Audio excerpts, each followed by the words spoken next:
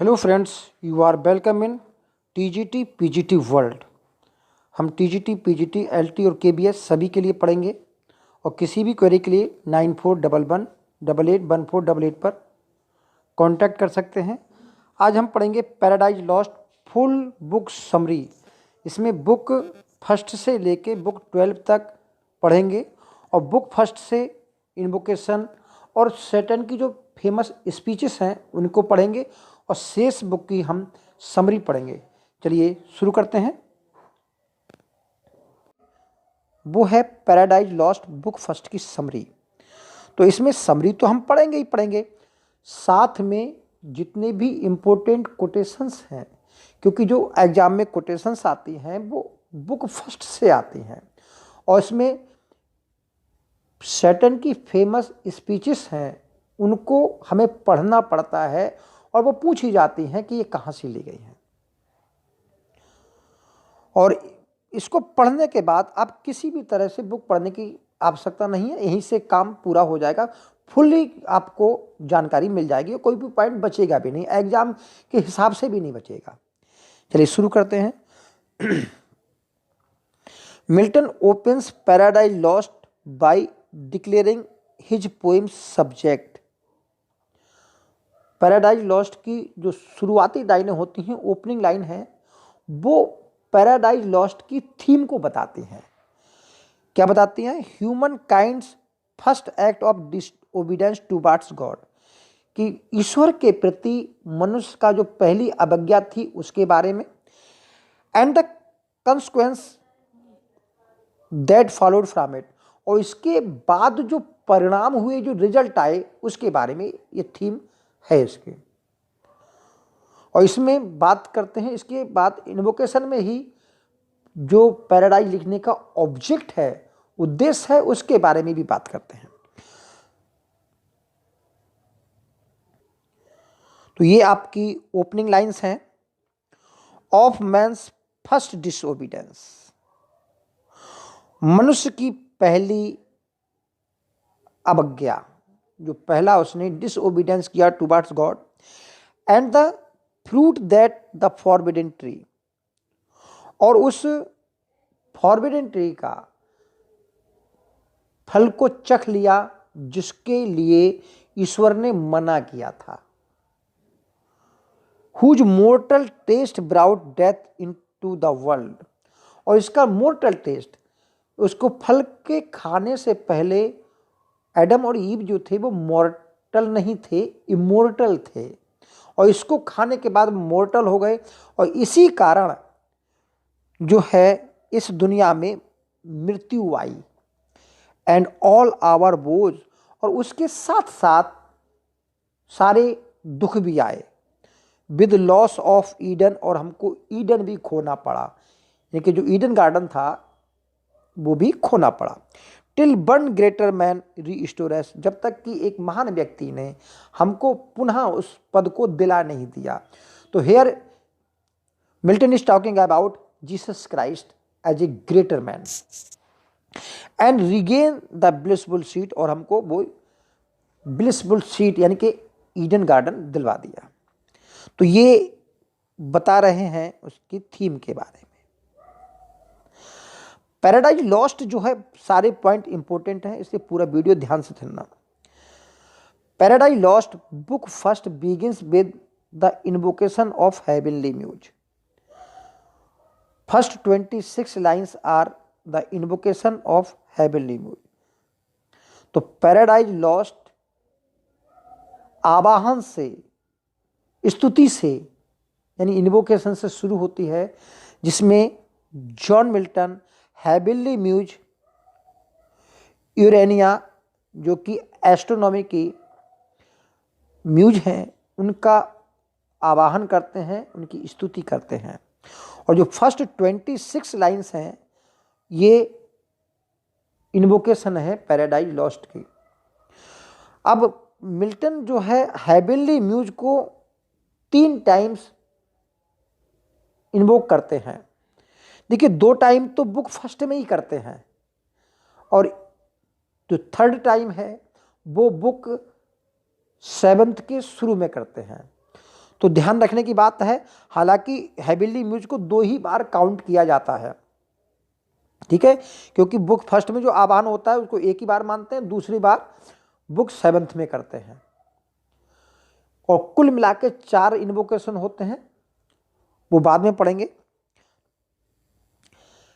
Book first में शुरुआत क्या करते हैं, ऑफ मैंस फर्स्ट डिसोबीडियंस, यहां से शुरुआत होती है।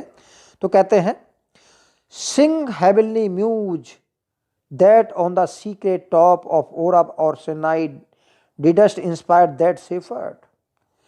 हे हेवनली म्यूज, मुझको that on the secret top of Oreb and Sinai, Oreb और जो सिनाई है ये 2 माउंटेन हिल्स हैं, इन पर हेवनली म्यूज ने उस शेफर्ड को, यहां पर शेफर्ड है मोजेस को, मोजेस, तो मोजेस को जो उपदेश दिए थे और वही मोजेस ने दूसरे लोगों को बताए, who first taught the chosen seed. तो तुमने उस मोजेस को जो सीक्रेट बताए, जो रहस्य बताए, तो ये बात मुझको भी बताइए, ताकि मैं जो मनुष्य का फर्स्ट डिसओबीडेंस है, मनुष्य का जो लॉस्ट ऑफ ईडन किस कारण से हुआ और कैसे इस दुनिया में मॉर्टल डेथ आए, उसके बारे में मैं गा सकूं। तो ये उससे प्रार्थना करते हैं उस 6 लाइनों में, 26 लाइन्स में। और दूसरी बार इसी बुक फर्स्ट में वो प्रार्थना करते हैं, कब, जब जो फॉलन एंजल्स हैं, तो फॉलन एंजल्स के सीक्वेंस के बारे में वो जानते हैं। तो यहां कहते हैं से म्यूज, ये बुक फर्स्ट के बीच की बात है, middle of the book first. Say muse the names the known who first who last roused from the slumber of the fiery cause. तो उस फायरी लेक में जो फॉलन एंजल्स थे, जब उनको सैटर्न ने एड्रेस किया, जब उनको सैटर्न ने बुलाया, तो कौन उस स्लम्बर से, कौन उस नींद से पहले जागा और कौन उससे बाद में जागा, ये जो है इन्वोकेशन दूसरी बार बुक फर्स्ट में करते हैं। तो इसको दोनों को एक ही इन्वोकेशन मानते हैं, तो इसलिए काउंट नहीं करते, इसलिए 4 काउंटिंग की जाती है। In the beginning of book 7th Milton directly names the heavenly muse. देखिए बुक 7th की शुरुआत में जो हेवनली म्यूज यूरेनिया की प्रार्थना करते हैं, descend from heaven Urania by that name is rightly thou art called. Heavenly muse Urania, आप आइए, by that name if rightly thou art called, जिस नेम से, जिस नाम से वास्तव में तुमको पुकारा जाता है, हुज वॉइस डिवाइन फॉलोइंग, जिसकी जो आवाज है वो दिव्य है। एबव द ओलंपियन हिल आई सोर, मैं उस ओलंपियन हिल पे उतरना चाहता हूँ। क्योंकि 7th बुक में वो क्या करते हैं, वो एडम को राफेल जो है इस दुनिया के निर्माण के बारे में और मनुष्य जाति के निर्माण के बारे में बताता है, तो उसके बारे में बताने के लिए ये आवाहन करते हैं। तो ये तो इन्वोकेशन हुई। The poet pray to the muses and object of the poem. तो लास्ट में पोइम का जो ऑब्जेक्ट है उसकी प्रार्थना क्या करते हैं, ये लास्ट लाइन्स हैं इन्वोकेशन की। What in me is dark illumine, जो मेरे अंदर है, जो मेरे अंदर अंधेरा है, उसको प्रकाशित करिए। What is O rise and support, जो मेरे में निम्न है उसको उठाइए और उसको सपोर्ट दीजिए। That to the height of the great argument, उस आर्गुमेंट की, क्योंकि ये पैराडाइज लॉस्ट जो लिखना चाह रहे हैं वो ईश्वर और उनकी रचना, पैराडाइज लॉस्ट कैसे हुआ उसके बारे में लिखना चाह रहे हैं। तो कह रहे हैं उस ऊंचाई तक, जो मेरा आर्गुमेंट जितना ऊंचा है उसी ऊंचाई तक मुझे उठाइए। आई में एजर्ट द एटर्नल प्रोविडेंस, ताकि मुझको उस दिव्य विशेषाधिकार मिल सके। And justifies the ways of God to man, ताकि मैं ईश्वर के जो तरीके हैं, ईश्वर की जो रचनाएं हैं, ईश्वर जो करता है इस दुनिया में वो ठीक ही करता है, ईश्वर कभी गलत नहीं करता, इसको मैं जस्टिफाई कर सकूं लोगों के लिए कि ईश्वर के जो तरीके हैं वो लोगों के लिए हमेशा ठीक होते हैं। तो ये ऑब्जेक्ट है इसका। और थीम क्या है? Fall of man. The name of heavenly muse is Urania. अब ये इंपॉर्टेंट पॉइंट है, द म्यूज ऑफ एस्ट्रोनॉमी। ये प्रश्न पूछा गया है कि यूरेनिया जो है वो म्यूज ऑफ एस्ट्रोनॉमी है, 9 म्यूज ऑफ सेक्रेड बेल नहीं है, जबकि जितने भी जो एपिक लिखे गए थे वो 9 म्यूज का इन्वोकेशन किया गया है। इन्होंने उससे हट करके म्यूज यूरेनिया का, जो कि एस्ट्रोनॉमी की देवी हैं, उनको आवाहन किया है। Heavenly muse is localised upon Mount Olympus and Mount Helicon. इन 2 माउंट पर हेवनली म्यूज यूरेनिया का निवास स्थान है। पैराडाइज लॉस्ट, ये बहुत इंपॉर्टेंट है point number 8। Paradise Lost based on classical models of Homer's Odyssey and Virgil's Aeneid. ये प्रश्न बहुत बार पूछा जाता है। अब कहानी शुरू होती है बुक फर्स्ट की। Saturn is expelled from heaven. Saturn को हेवन से नीचे फेंक दिया जाता है। Saturn and his horrible companions fail from haven for a duration of 9 days and 9 nights। तो आपको बताते चलें कि सैटर्न की सेना में और जो गॉड की आर्मी है, दोनों के बीच में 3 दिन तक युद्ध चलता है। और तीसरे दिन जो सैटर्न का जो गॉड का सन होता है वो इनको निकाल करके बाहर कर फेंक देता है एक होल से होकर के, और ये हेल में जाकर गिरते हैं। और हेल की डेप्थ में गिरने से पहले 9 दिन और 9 रात लगातार गिरते रहते हैं। Hell was a fiery lake. यहाँ पर हेल का वर्णन किया है जॉन मिल्टन ने, तो कह रहे हैं hell was fiery lake yet the flames have no light.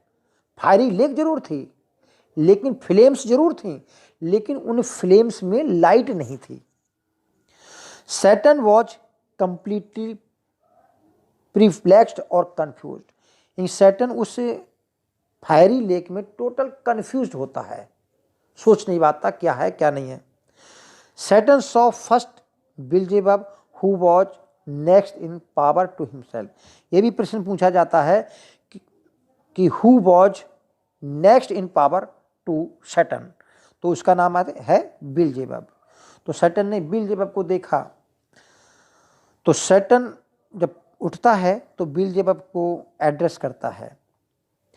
Saturn tells Beelzebub that he will not repent और change his steadfast mind. अब यहां पर समझने की बात है यह है कि सैटर्न डिफीट हो जाते हैं गॉड की आर्मी से, और यहाँ पर हेल में पड़े रहते हैं। तब बिल्जेबब से वो कहते हैं व्हाट दो द फील्ड बी लॉस्ट। क्या हुआ अगर हम युद्ध हार गए, अगर हम बैटल हार गए तो इससे बहुत ज़्यादा फर्क नहीं पड़ता। ऑल इज नॉट लॉस्ट, हर चीज तो नहीं चली गई, सब कुछ तो नहीं हार गए। द अनकंकरेबल विल, इच्छाएं जो है वो अभिजित हैं। मेरी इच्छा जो है, इच्छा शक्ति, वो अनकंकरेबल है। एंड स्टडी ऑफ रिवेंज, और मेरे अंदर जो रिवेंज की भावना है उसका अध्ययन किया है। मेरी एंड इमोर्टल हेट, और ईश्वर के प्रति जो मेरी हेट है, जो मेरी घृणा है, वो इमोर्टल है, कभी समाप्त नहीं होगी। And courage never to submit और यील्ड, और मेरे पास ऐसा साहस है जो ना तो झुकेगा और ना ही समर्पण करेगा। तो बोले क्या फर्क पड़ता है, हम युद्ध हार गए, सब कुछ तो नहीं हार गए। ये बहुत इंपॉर्टेंट लाइंस हैं, दैट्स वाई हमने यहां पर लिया है और अक्सर एग्जाम में पूछी जाती हैं। फिर अगले कहते हैं and what is else not to be overcome, that glory never shall his wrath or might extort from me। तो यहां पर ये कहना चाह रहे हैं, and what is else not be overcome, और क्या क्या नहीं जीता जा सकता। बोले इसके बाद भाई ईश्वर ने जीता ही क्या है, उससे युद्ध ही तो जीता है केवल। कह रहे what is else not to be overcome, और इसके अलावा भी कुछ नहीं जीता जा सकता। द ग्लोरी सान नेवर सेल हिज रेथ और might extort from me. Wrath का मतलब क्रोध और माइट माने शक्ति। तो यहां पर बात हो रही है ईश्वर का क्रोध और ईश्वर की शक्ति मुझसे वो शान प्राप्त नहीं कर सकती। देखिए यहां पर सैटन जो है एक प्राउड फील कर रहा है और गर्व कर रहा है कि ईश्वर ने ग्लोरी को नहीं जीता है।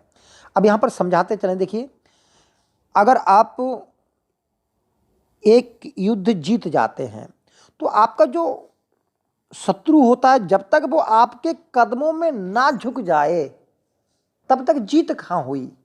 आप युद्ध ही तो जीते, कुछ भूमि के टुकड़े तो जीते, लेकिन आपका युद्ध जो शत्रु है वो तो सर उठाकर खड़ा हुआ है। तो यही कह रहे हैं कि ईश्वर की जो शक्ति है और क्रोध है उसने मुझे से मेरी शान नहीं छीन पाया। To bow and sue for grace, झुक जाऊं और कृपा के लिए जो है माफी मांगूं, कृपा की दृष्टि मांगूं, विद सप्लिएंटनी अपने घुटनों पर झुक करके, एंड डिफाई हिज पावर, और उसकी शक्ति को मैं डिफाई करूं, उसकी शक्ति का मैं लोहा मानूं। तो बोले ये शान मैं ईश्वर को नहीं देने दूंगा, ये कहना चाह रहे हैं। तो ये Beelzebub fears what is the use of their undiminished strength और immortality if they are undergo everlasting punishment. तो यहां पर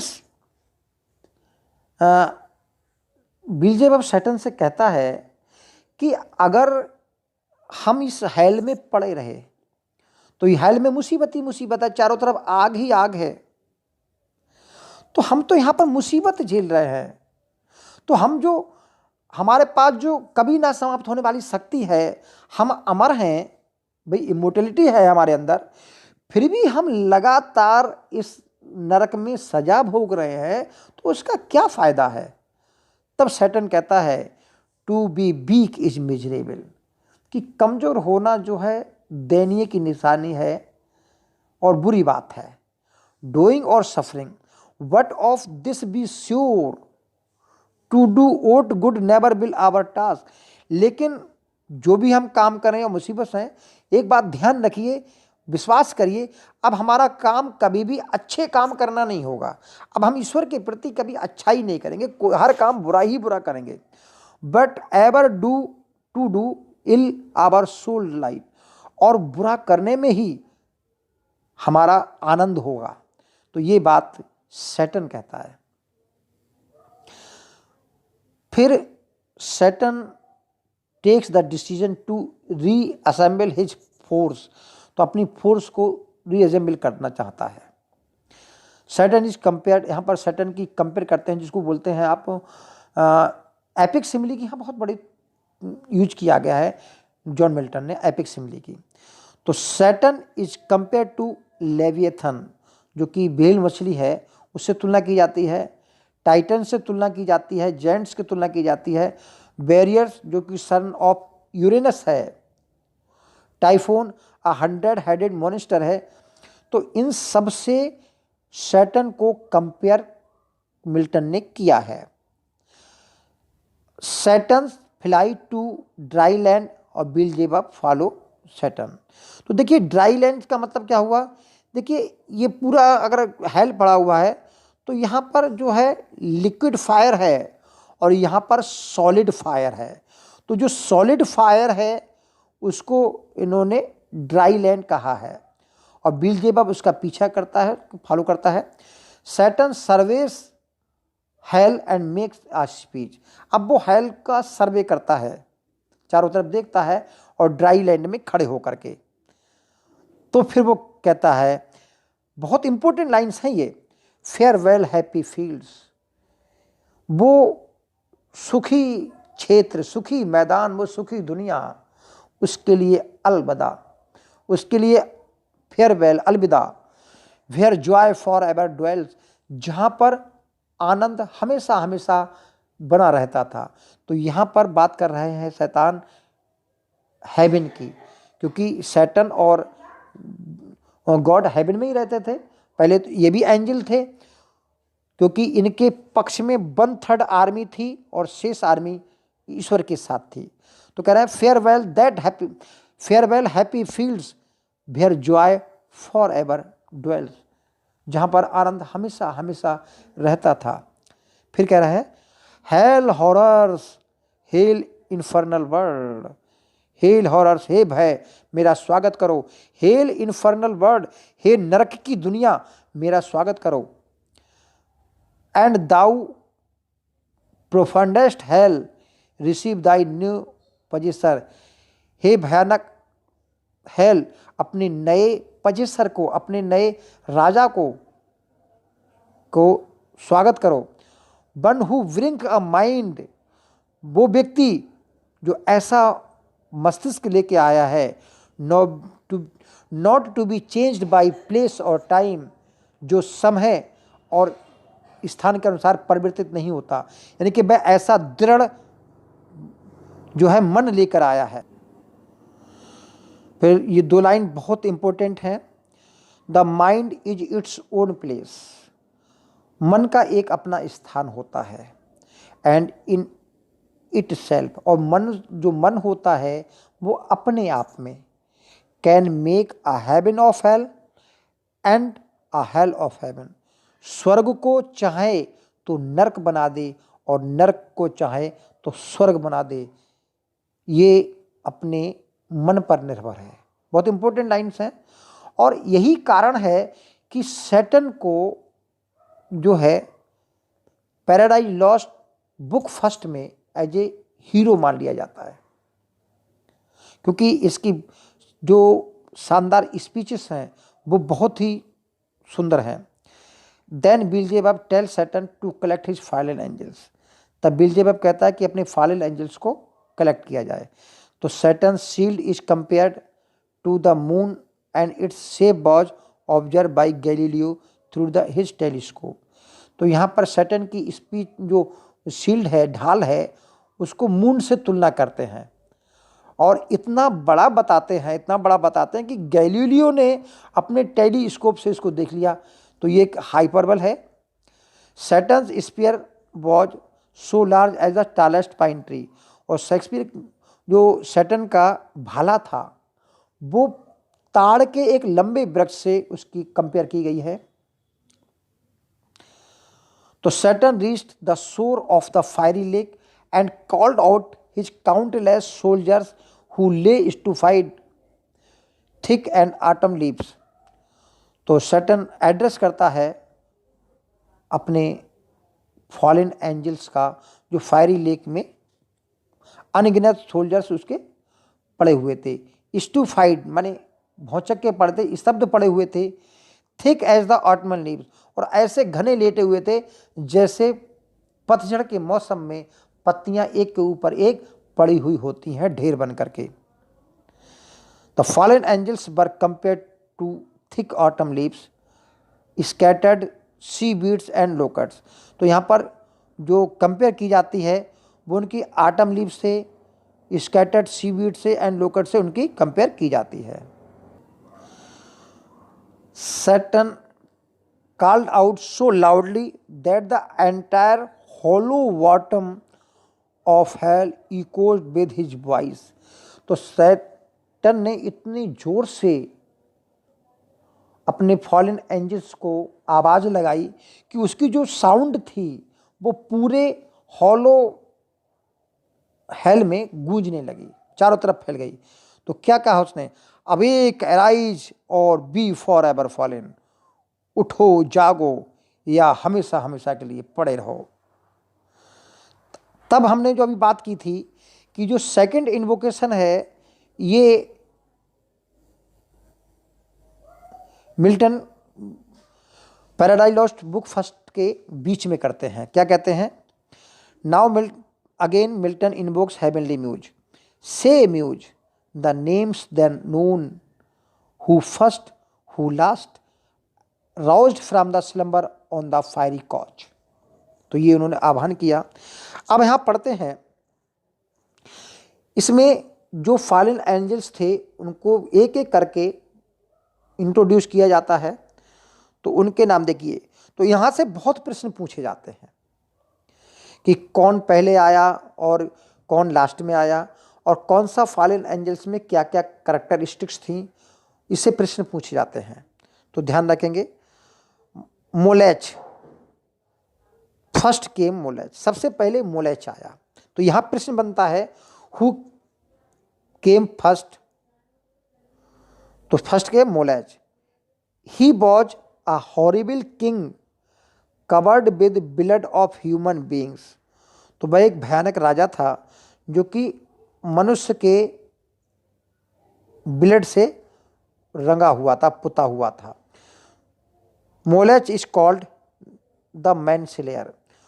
मोलेच को मैन स्लेयर कहा जाता है क्योंकि इसके बलि के लिए बच्चों की बलि दी जाती थी।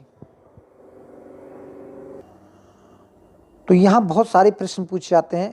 पहला प्रश्न पूछा जाता है हु केम फर्स्ट, दूसरा which fallen angels is covered with blood stain, और दूसरा पूछा जाता है who fallen angels is called man slayer.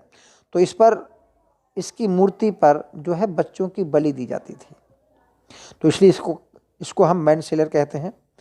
केमस, केमस जो है सेकंड नंबर पे आया। The other name of Chemos was Peor, he was god of lust. तो प्रश्न यही पूछेगा who was the god of lust in Paradise Lost. और यहाँ पर 10 फॉलन एंजल्स का जिक्र आता है। थर्ड में वेलिम और एस्ट्रोथ आए हैं। वेलिम जो है वो मेल है और एस्ट्रोथ जो है वो फीमेल है।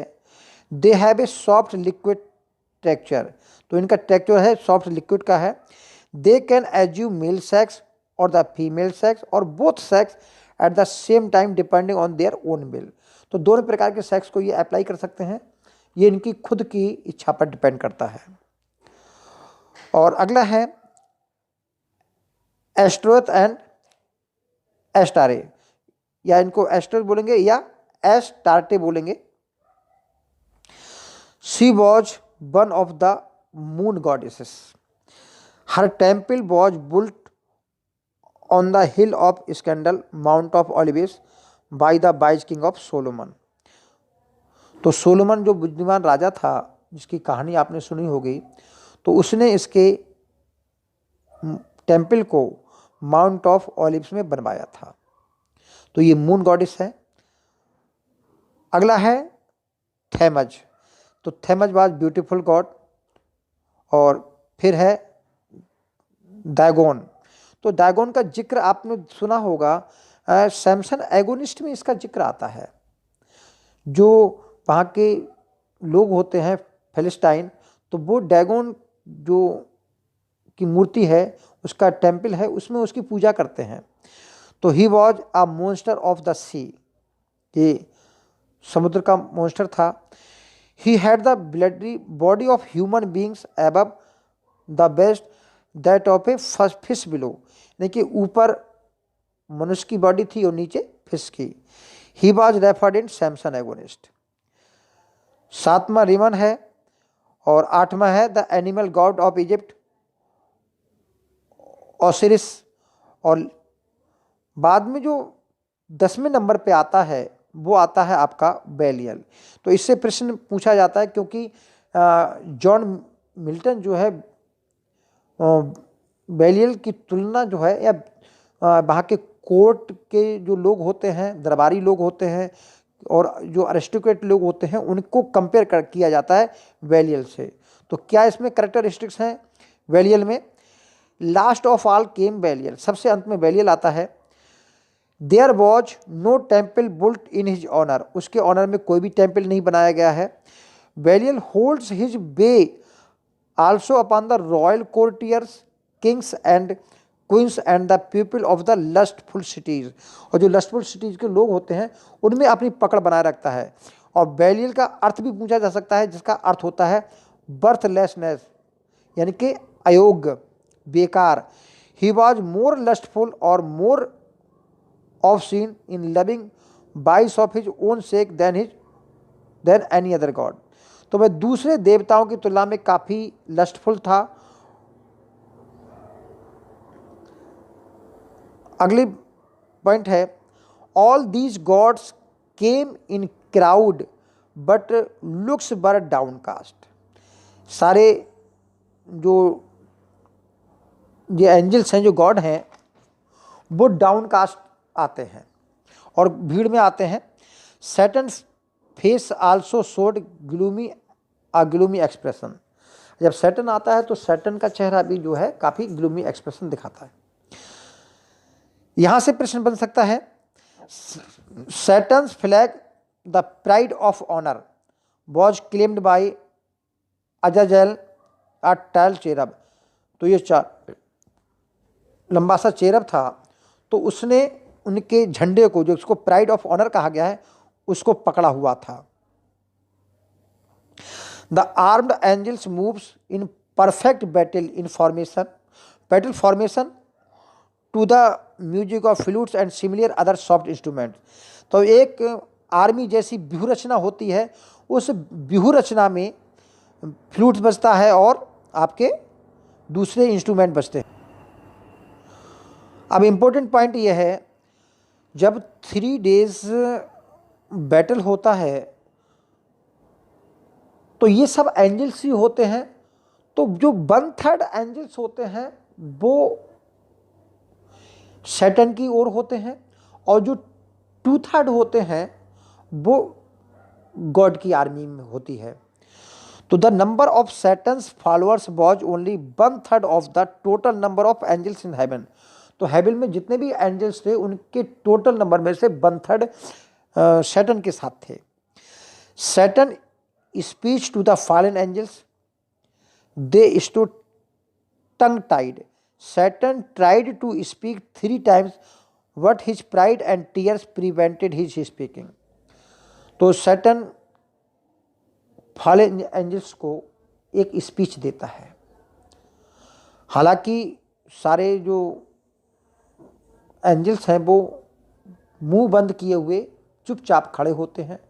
सैटर्न भी बोलने की बहुत कोशिश करता है, लेकिन उसके आंसू और उसके जो गर्भ है वो उसको बोलने नहीं देता। तब यहाँ पर उसकी स्पीच है, थ्राइस ही एसेड, 3 बार उसने कोशिश की, and thrice in spite of scorn, और 3 बार घृणा के कारण, इन स्पाइट ऑफ स्कॉर्न, घृणा के कारण। Tears such as angels weep, उसके आंसू निकल रहे थे, और इस प्रकार आंसू निकल रहे थे एज एंजल्स वीप, जिस प्रकार देवदूत रोते हैं। ब्रेस्ट फोर्थ, यानी कि उसके आंसू जो है सामने को आ रहे थे, और कॉमन मैन के जो आंसू होते हैं वो गालों से होकर नीचे की ओर लुढ़कते हैं। At last words interwoved with sighs found up their way, और अंत में उसके जो शब्द निकले उसमें आहा मिली हुई थी, और वो शब्द उसके निकले। तब सैटर्न यहाँ पर ये भी लाइन पूछी जाती है, लाइन यहाँ पर ये पूछी जाती है, tear such as angels be breast forth, ये लाइन्स कहाँ से ली गई हैं?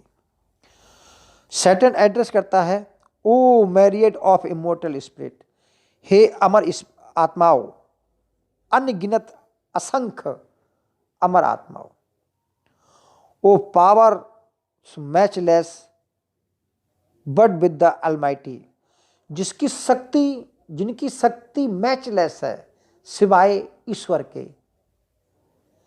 And that strike was not inglorious, और जो युद्ध हमने लड़ा, जिस संघर्ष को हमने झेला, वो इनग्लोरियस नहीं था, वो बहुत बड़ा शानदार युद्ध था।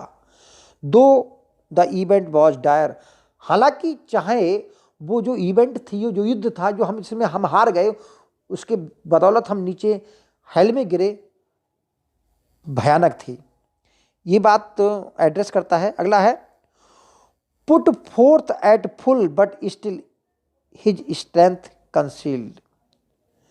पुट फोर्थ एट फुल, उसने आगे पूरे जोर से प्रयास किया, but still his strength concealed, फिर भी उसने अपनी जो शक्ति थी वो छिपाए रखी।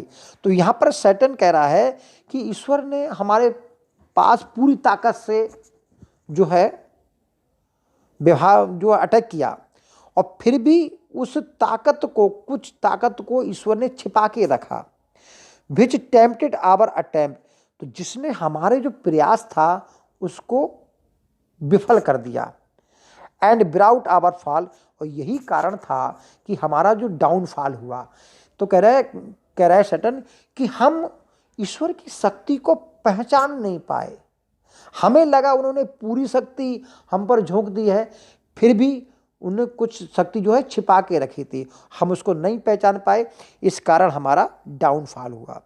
Henceforth his might be no, अब हम उनकी शक्ति को जान गए हैं। एंड नो आवर ओन, और हम अपनी खुद की शक्ति को भी जानते हैं। अब वो क्या कह रहा है सैटर्न, बोले हार तो नहीं मानेंगे। To work in close design by fraud और गाइल, हम फ्रॉड के द्वारा, धोखे के द्वारा, हम छिपे योजना के साथ काम करेंगे। तो बड़ा प्लानिंग बना रहा है। What force affected not that he no less, what force affected not, जिस ताकत से जिस पर प्रभाव नहीं पड़ता वो हम युक्ति से काम ले सकते हैं। At length from us may find, और इतने लंबे समय के बाद हमने यही पाया है। Who overcomes by force hath overcome but half of his foe, वो व्यक्ति जो अपने शत्रु पर शक्ति के द्वारा विजय प्राप्त करता है, वो अपने शत्रु को आधा ही जीत पाता है। तो यहाँ पर 2-3 अर्थ ले सकते हो कि कह रहे हैं, यहाँ पर एक तो अर्थ ये लिया जा सकता है कि हमें ताकत के अलावा युक्ति से भी काम लेना चाहिए, और दूसरा अगर हम इसको संदेश पढ़ें, मोरल अगर हम मैसेज पढ़ें, तो ये है कि जो व्यक्ति अपने शत्रु को ताकत से जीतता है वो आधा ही जीत पाता है, और दूसरा जो व्यक्ति अपने शत्रु को प्रेम से जीतता है वो उसको पूरा का पूरा जीत लेता है। Satan says God is going to create a new world for human being, towards whom he would show the special regard and would be privileged to enjoy the equal quality with the angels। तो यहाँ पर Satan कह रहे हैं कि ये सूचना मिली है कि ईश्वर जो है एक नई दुनिया का और नई ह्यूमन बीइंग्स के लिए नई दुनिया का निर्माण करने जा रहे हैं, और उनको एक विशेष अधिकार देंगे जो कि देवताओं के बराबर होगा। Saturn says that their first expedition will be to investigate the world. अब सैटर्न कह रहा है कि सबसे पहला जो उनका प्रयास होगा वो उस संसार की खोज होगी जो ईश्वर जिसका निर्माण कर रहे हैं। अब यहाँ पर सैटर्न की बहुत प्यारी स्पीच है। पीस इज डिस्पेयर्ड, अब शांति तो नहीं हो सकती। बोले अब तो युद्ध होगा, बोले शांति तो नहीं हो सकती। For who can think of submission, क्योंकि सबमिशन के बारे में, समर्पण के बारे में कौन सोचता है। अब तो समर्पण की बात ही नहीं रही।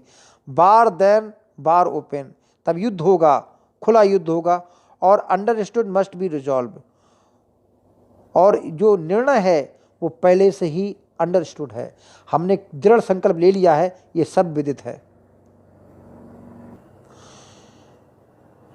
इसके बाद एंजल्स जो होते हैं वो एक निकट की पहाड़ी की ओर जाते हैं मैमन की निगरानी में, जिनको मैमन जो है गाइड करता है। And they started digging the hill and dug out a large piece of gold. तो वे पहाड़ी को खोदते हैं और वहाँ से बड़ा सा पीस सोना निकालते हैं। Mammon was the god of wealth. ये पॉइंट इंपॉर्टेंट है। Who was Mammon? तो Mammon was the god of wealth, जिसको हम बोलते हैं धन कुबेर। तो अपना जो कुबेर है उसको मेमन ही बोलते हैं। तो ये कहाँ रहते थे? ये रहते थे स्वर्ग में। He was the least exalt spirit who fell from heaven. His looks and thoughts were always directed downward. तो ये हेवन में रहते थे, तो उनकी जो निगाह थी वो हमेशा नीचे की ओर रहती थी, क्योंकि because he admired more the riches of heaven pavement stud with gold and did not enjoy anything divine और होली।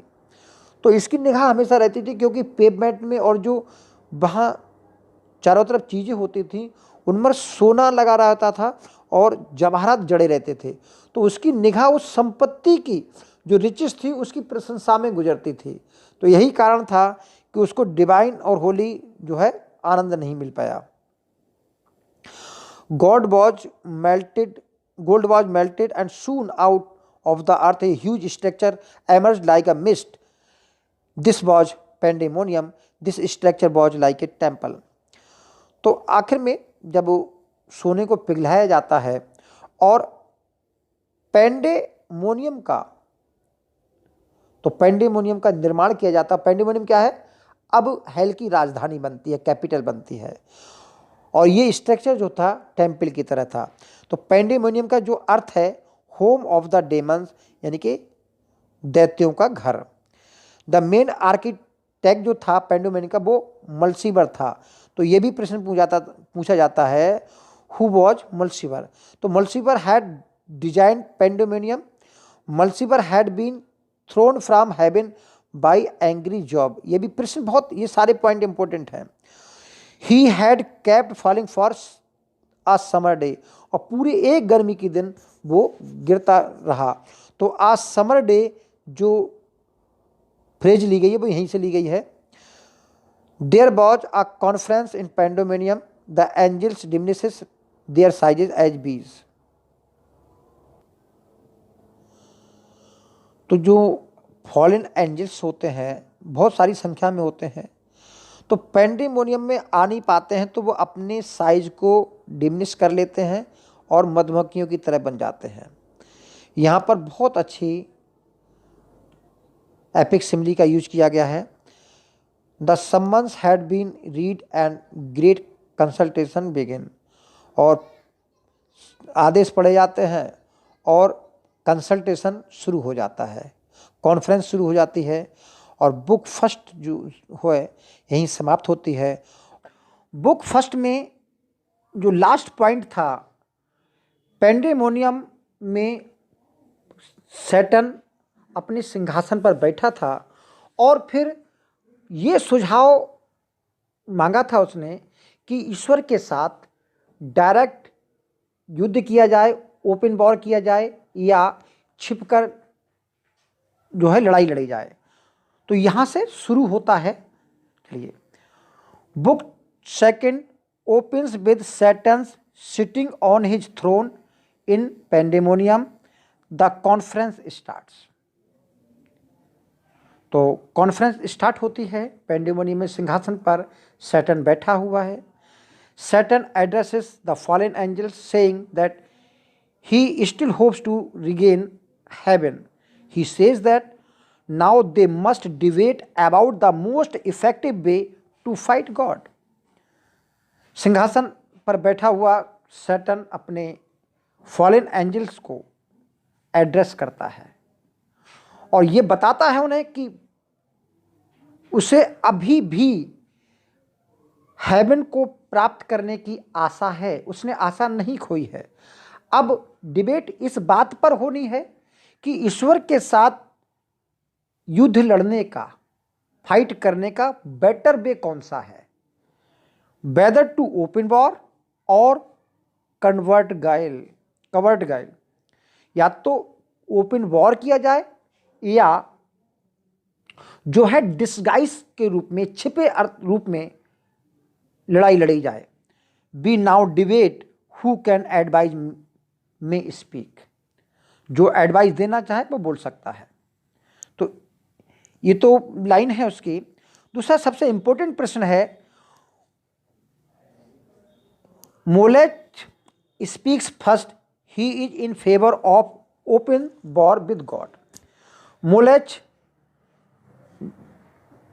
ओपन वॉर के फेवर में है, तो क्वेश्चन यहीं से बनता है, who is in favour of open war with God. तो ये प्रश्न बनता है, तो इसका जवाब मोलेच होगा। बैलियल जो है किसी भी तरह से युद्ध के फेवर में नहीं है, वॉर के फेवर में नहीं है। Belial is against any form of war because God will figure out their plans and defeat them. वो डर रहा है बैलियल कि ईश्वर उनकी योजनाओं का पता लगा लेगा और उनको युद्ध में हरा देगा, बिकॉज वो पहले ही युद्ध हार चुके थे। Who knows, may God will relax his punishment if they just put up with it for a while। यदि ईश्वर, वो कहना चाह रहा है कि ईश्वर ने उनको नरक में यातना के लिए भेजा है, तो हो सकता है अगर हम इन यातनाओं को सहते रहें तो जो गॉड है वो हमको आफ्टर सम टाइम माफ़ कर दे, हमारी पनिशमेंट को कम कर दे, हमें पनिशमेंट से रिलैक्स दे दे। तो मैमन जो होता है ये है गॉड ऑफ वेल्थ। तो उसके बाद बैलियल के बाद ये बोलता है, he says it is impossible to defeat God. ये कहता है कि गॉड को डिफीट करना असंभव है। दूसरी बात, even if he forgives everybody he will have to, they will have to be slave and pay tribute to him. अब बैलियल की बात पे कहता है, हो सकता है कि गॉड हमको माफ़ भी कर दें, लेकिन ये बात तो तय है कि हमको हेवन में अब स्लेव की तरह रहना पड़ेगा और ईश्वर के ऑर्डर्स को हमें पालन करना पड़ेगा। तो बेटर तरीका बताता है, they should just do what they want in hell because they are free here, they should build an empire in hell to rival heavens. तो यहाँ कहना चाह रहा है, मैमन सजेस्ट करता है कि हमको हेल को ही स्वर्ग की तरह बनाना चाहिए, हेवन के राइवल में बनाना चाहिए। जितना सुंदर हेवन है उतना ही सुंदर हमको हेल को बनाना चाहिए, और युद्ध में किसी भी तरह का फायदा नहीं है, क्योंकि मैमन गॉड ऑफ वेल्थ है, तो अपने चाहता है कि सोने के सारे तरह से उसके हेल का निर्माण हो। लास्ट में बीलजेबब बोलता है, Beelzebub rises up and said,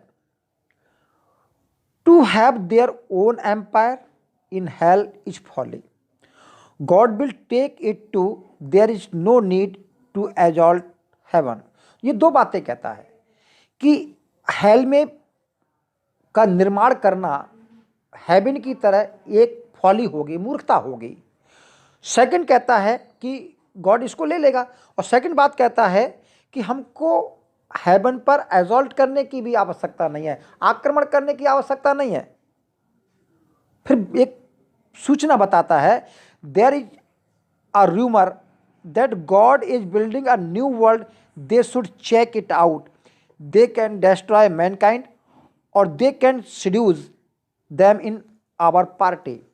तो दो बातें बता रहा है कि सूचना मिली है कि ईश्वर जो है एक नई दुनिया का निर्माण कर रहे हैं। उसे ये भी सूचना मिली है कि मनुष्य का भी निर्माण कर रहे हैं।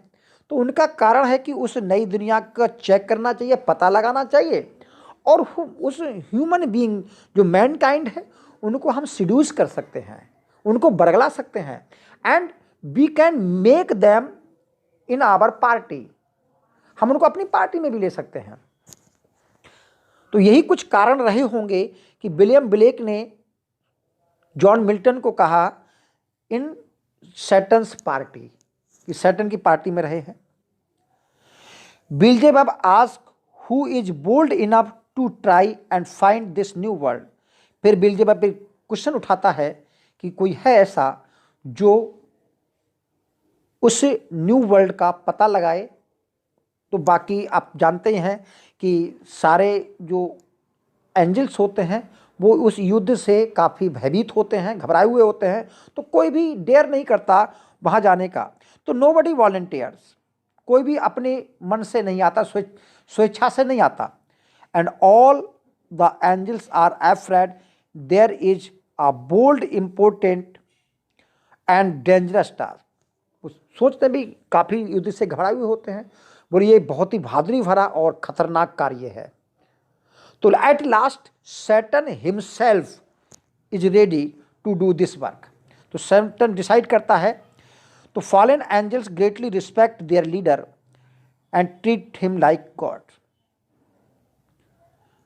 तो सैटर्न की उसके फॉलन एंजल्स रिस्पेक्ट करते हैं, और शेष जो एंजल्स हैं फिर वो पूरे हेल में घूमने के लिए चले जाते हैं कि ताकि ईजियर प्लेस मिल सके उनको रहने के लिए।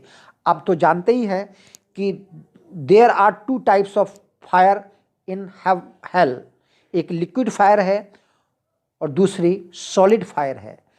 Everywhere there is fire and fire in hell.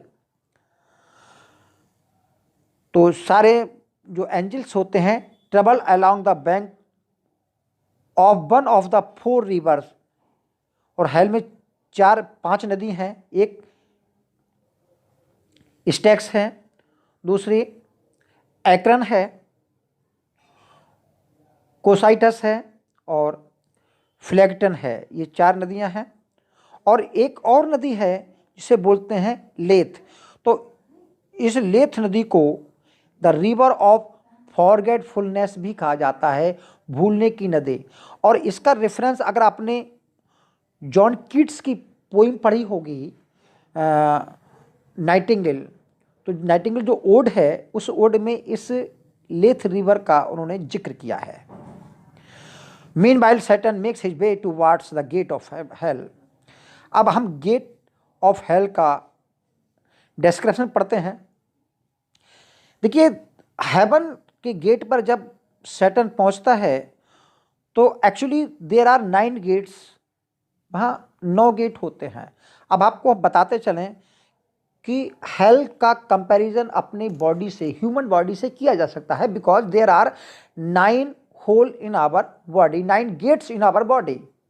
तो इसीलिए संत महात्मा अपने शरीर को नरक का जो है घर कहते हैं, नरक का वास कहते हैं, और हमेशा चिंता करते हैं कि हम उनको इस दुनिया से, इस शरीर से होकर के मोक्ष प्राप्त हो जाए। तो 9 गेट्स हैं और गेट पर 2 फिगर हैं, एक है सिन और एक है डेथ। दोनों ही गेट के दोनों तरफ पहरेदारी कर रहे हैं। फर्स्ट फीमेल है और डेथ जो है वो मेल है। और सिन के वेस्ट पर pack of howling dogs around her waist. और जो सिन के कमर के चारों ओर गुर्राते हुए, हॉलिंग करते हुए डॉग्स हैं। हर नेम इज सिन। और सेकंड क्या है? डेथ है। तो यहाँ से प्रश्न भी पूछा जा सकता है, that other is dark and black figure, he appears shapeless and is very terrible. He bears a fake crown on his head. His name is death. ये उसका डेथ का डिस्क्रिप्शन है। ये बिल्कुल काला है, उसके जो आकार है वो शेपलेस है, कोई आकार नहीं है।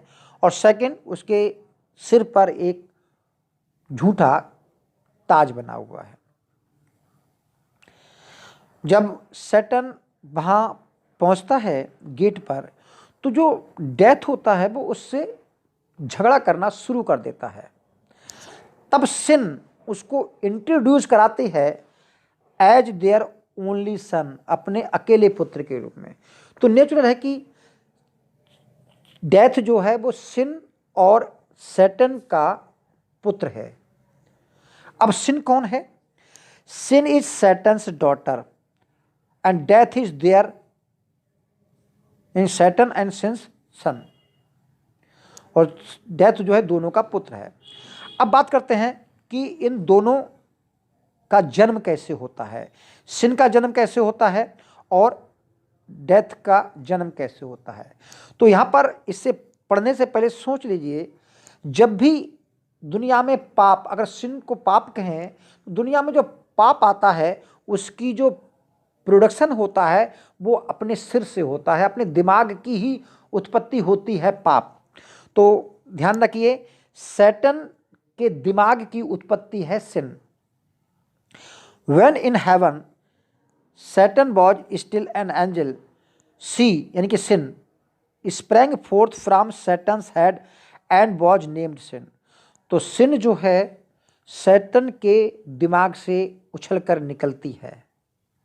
Satan then incestuously impregnated her, और सैटन उसको इम्प्रेग्नेट कर देता है। And she gave birth to a ghostly son name Death, तो वो डेथ का नाम देती है। और दूसरा, डेथ उसको रेप करता है, अपनी खुद की मदर को यानी कि सिन को रेप करता है। And she gets the dogs that now torment her, तो जो सिन को टॉर्मेंट करते हैं, परेशान करते हैं, डेथ उसके बेस्ट के चारों ओर होते हैं डॉग्स, तो वो डॉग्स जो है उसी की उत्पत्ति है। तो समझ गए होंगे, ये यहां से काफी प्रश्न बनते हैं, ध्यान रखेंगे।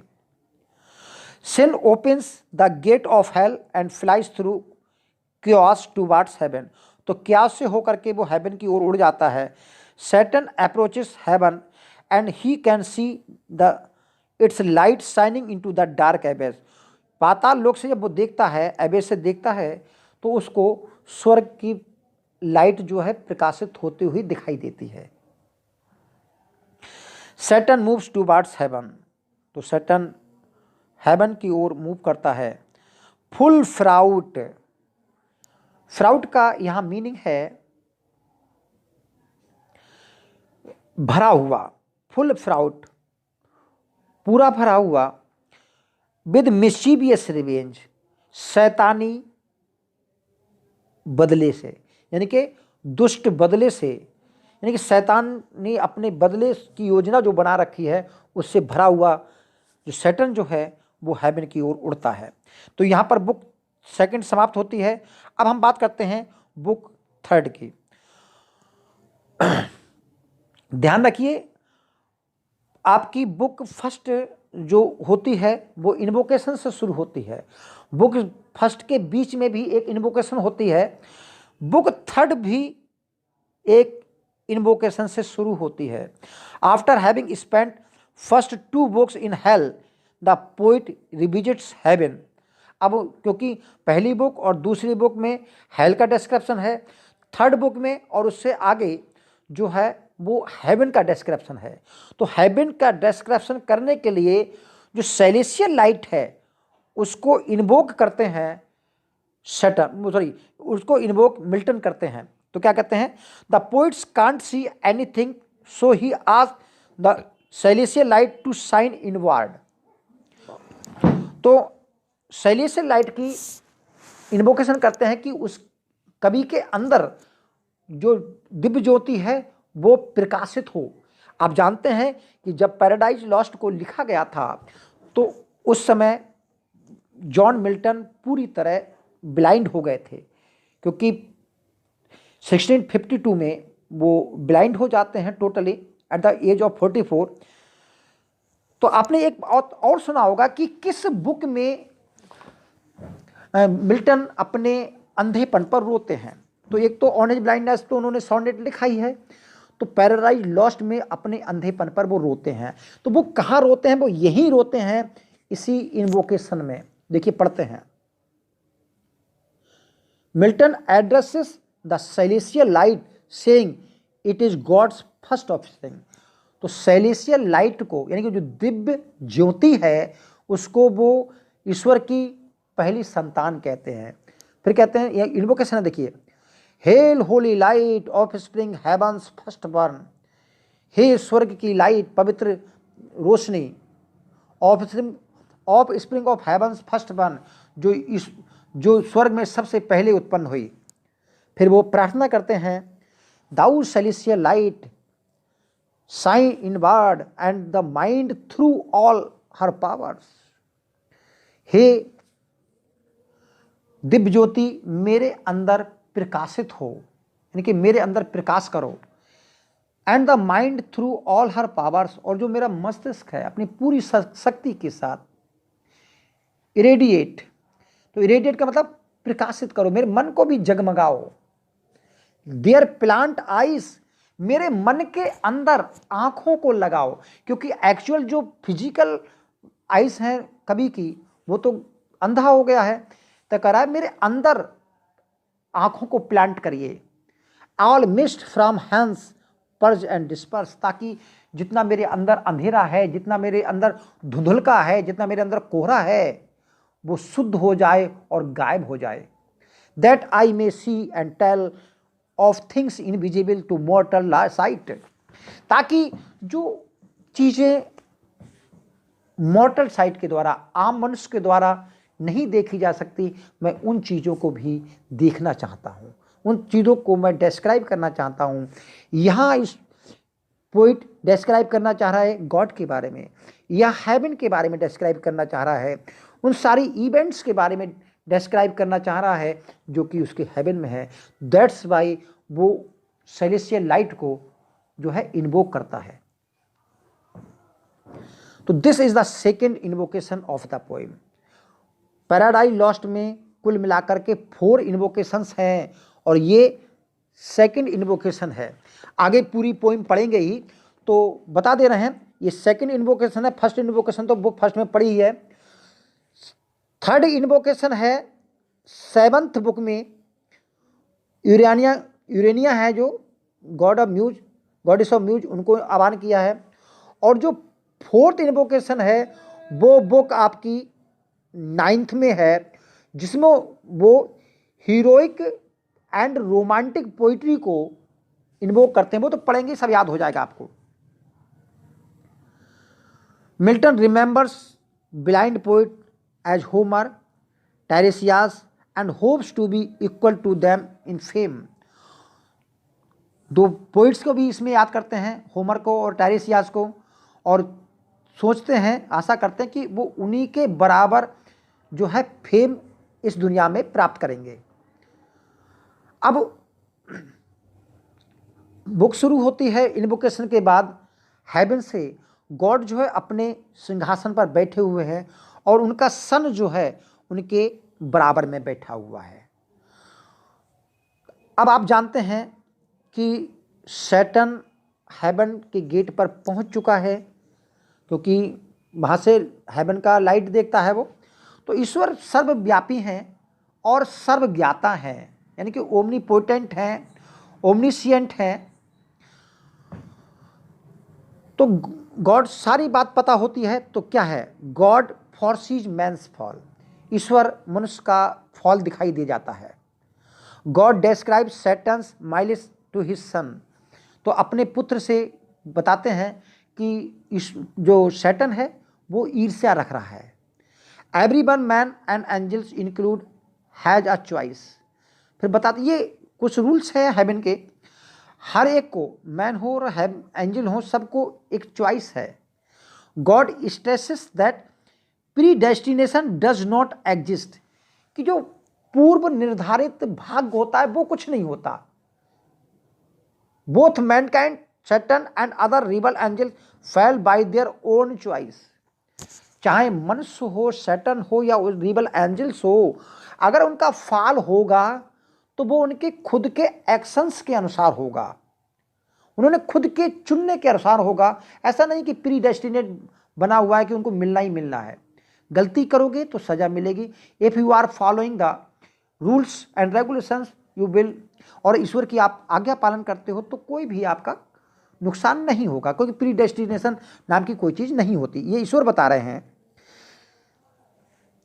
The sun is ready to sacrifice to save mankind, अब जानते हैं कि मनुष्य का फॉल तो होना ही होना है, तो जो सन है गॉड का पुत्र वो सेक्रीफाइस करने को रेडी रहता है और मैनकाइंड को बचाने के लिए। अब दूसरी तरफ आते हैं, सैटर्न जो है वो क्योस से होकर के हेवन के गेट पर पहुंच गया है। Satan quickly change his appearance and turns into a young cherub, और यंग सेरब का छोटे से देवदूत का वो रूप ले लेता है, अपना अपीयरेंस बदल देता है। Uriel is standing at the gate of heaven, ये प्रश्न इंपॉर्टेंट है कि उस समय हेवन के गेट पर कौन था, और and who guides Satan towards paradise या टू बाइज ईडन गार्डन, तो ईडन गार्डन की ओर कौन जो है सैटर्न को गाइड करता है, तो ये यूरियल का नाम आएगा। Saturn ask him about the new created world of for man and wants to see God's new creation, उसे पूछता है कि ईश्वर ने नया वर्ल्ड कहाँ बनाया है और जो मनुष्य बनाया है, तो उस न्यू क्रिएशन को सैटर्न देखने की इच्छा करता है। अब यूरियल उसको गाइड करता है, तो यही प्रश्न बनता है, who guides Satan towards Eden garden, तो Uriel direct Satan to the earth. Satan thank him and heads towards the earth and lands on Mount Niphates, Mount Niphates, तो माउंट निफेट्स पर सैटर्न उतरता है, तो ये भी पॉइंट यहाँ पर बनता है। यहाँ पर बुक समाप्त होती है और बुक 4 फिर कहाँ पर शुरू होती है, माउंट निफेट से, जहाँ पर सैटर्न उतरता है और वो पैराडाइज में पहुँचता है। Satan lands on the top of Mount Niphates just north of the Paradise, तो पैराडाइज के नॉर्थ में है Mount Niphates. Satan now approaches Eden which is surrounded by a great wall, तो ईडन के पहुंच जाता है जो कि ग्रेट वॉल, काफ़ी बड़ी वॉल से घिरा हुआ है। यहाँ प्रश्न बनता है कि जब वो सैटर्न उस दीवार को जंप करके अंदर जाता है तो उसकी कंपेयर किससे की जाती है, ये प्रश्न पूछा जाता है। तो Saturn easily leaves over it like a wolf entering a sheep's pen, तो शीप होगा यहाँ पर, शॉप नहीं होगा, शीप्स पेन। जिस प्रकार एक भेड़िया भेड़ों के मांद में जाकर, भेड़ों के बाड़े में जाकर कूदता है, उसी प्रकार सैटर्न उस बॉल को आसानी से इजीली जंप कर जाता है। He jumps down from the tree among the animal and change his shape into a lion then a tiger, पहले लायन के रूप में अपनी शेप चेंज करता है, फिर टाइगर के रूप में चेंज करता है। Saturn sees Adam and Eve and the beauty of paradise, Saturn Adam and Eve को देखता है और पैराडाइज की ब्यूटी को देखता है। सैटर्न एडम और ईव को बात करते हुए सुनता है। एडम ईव से कहता है कि गॉड जो है काफ़ी भला है हमारे लिए, उसने हमारे लिए बहुत अच्छाई की है, उसने हमको पैराडाइज दिया है, ही गेव देम पैराडाइज, लेकिन उसने हमको एक आसान सा इजीली सा रूल फॉलो करने को कहा है, और वो रूल है don't eat from the tree of knowledge.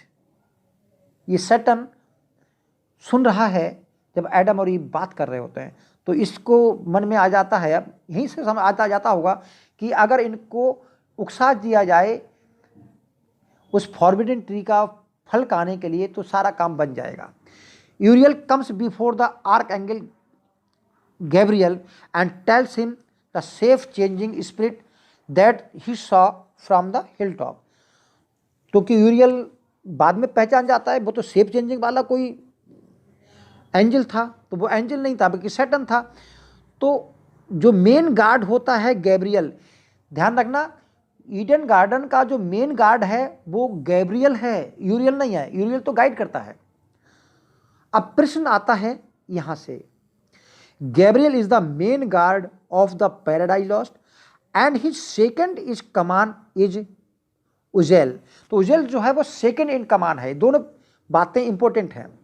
Gabriel orders Ithuriel and Zephon to other angels to search for rebel angels in Eden, तो वहाँ ईडन में सैटर्न की जो है सर्च होती है।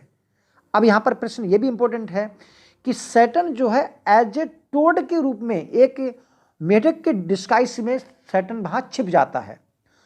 Two of his angels find Saturn disguised as a toad, whispering into the ear of Eve as she sleeps। सोती हुई ईव के कान में टोड के रूप में सैटन जो है ईव को फुसफुसाता है, बरगलाता है। They pulled him before Gabriel, who recognized him and demands to know what he is doing in paradise। Gabriel उसको पकड़ कर पूछता है कि उसका पैराडाइज आने का क्या रीजन था।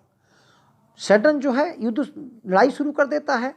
उसी दौरान इंपॉर्टेंट पॉइंट है, देखिए, उसी दौरान a sign from heaven, heaven से एक साइन प्रकट होता है। A pair of golden scale, यानी कि सुनहरा तराजू प्रकट होता है। स्टॉप्स देम, वो उनको रोक देता है। Satan recognize the sign as meaning he could not win and flies. Gabriel let Satan go. तो जो गोल्डन स्केल, सुनहरा तराजू आता है तो सैटर्न पहचान जाता है कि अब उसका जीतना असंभव है और वह वहां से उड़ जाता है और गैब्रियल उसको जाने देता है। यहां पर बुक समाप्त होती है, फोर्थ। अब बुक फिफ्थ में क्या है? बुक फिफ्थ और बुक सिक्स्थ जो है ये पैराडाइज का थोड़ा डिस्क्रिप्शन है और दूसरे वॉर इन हेवन के बारे में बताते हैं। तो हेवन में वॉर होता है। आपको पता है कि सैटर्न गॉड है, वो राफेल को भेजेंगे एडम और ईव को समझाने के लिए, और जो राफेल है वो एडम और ईव को जो 3 दिन स्वर्ग में हेवन में जो बैटल चला था, वॉर चला था, उस वॉर का डिस्क्रिप्शन करता है, क्या क्या घटना हुई उसके बारे में बताता है। तो अब पढ़ते हैं क्या होता है। The sun is rising as Adam awakes from a smooth sleep, यानी कि काफ़ी अच्छी नींद के साथ एडम जागता है। ईव थोड़ी सी रेस्टलेस प्रतीत होती है ड्यूरिंग द नाइट, क्योंकि वो पूरी रात बेचैन रही थी। अब आपको पता है क्यों बेचैन रही थी, क्योंकि एज ए टोड के रूप में सैटर्न ने उसके कान में फुसफुसाया था। She wakes up and tells Adam that she had a rough night. Someone else whispered in her ear telling her to come forth। तो ईव उसको बताती है कि पूरी रात वो बेचैन रही है, ढंग से सो नहीं पाई है, और कोई उसके कान में कुछ फुसफुसा रहा था और उसे अपनी ओर अपने पास बुला रहा था। तो वह उसको बताती है, she wanders about under the tree of knowledge where an angel looking person ask why knowledge is forbidden and says that it is a stupid rule and take a bite of the fruit, the angel like figure says। तो ewe उसको बताती है Adam को कि रात में जब वह ट्री ऑफ नॉलेज के नीचे घूम रही थी तो उसी समय एक एंजल की तरह दिखाई देने वाला व्यक्ति वहां आता है और उससे कहता है कि फॉरबिडन ट्री के पेड़ को ना खाना ये तो एक प्रकार की फॉली है, स्टूपिड जो है रूल है, और वह स्वयं उस फल को खाने लगता है। तो वो एंजल क्या कहता है, यानी ये सैटर्न की बात है। सैटर्न क्या कहता है, taste this and henceforth among the gods thyself a god is not to earth confined। इस फल को खा लीजिए, इस प्रकार तुम देवताओं के मध्य में हो जाओगी, एक देवी बन जाओगी, गॉडेस बन जाओगी, और तुमको पृथ्वी पर बंध के रहना नहीं पड़ेगा। तो आपको बताते चलें कि ईडन जो है वो धरती पर ही कहीं एक जगह है, जो माउंट निफेट पे उतरा था वहीं पर।